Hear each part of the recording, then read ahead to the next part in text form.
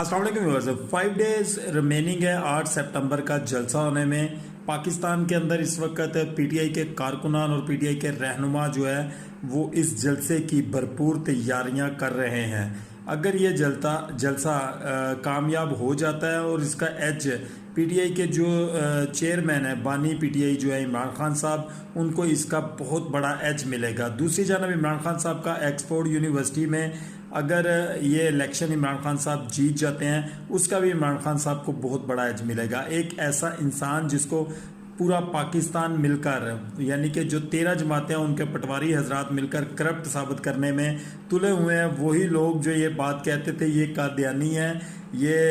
यहूदी एजेंट है, वही लोग आज ये बात करने पर मजबूर हो चुके हैं कि ये एक पक्का और सच्चा मुसलमान है, इसको इसका हक नहीं देना चाहिए कि ये ऑक्सफोर्ड का इलेक्शन लड़ सके।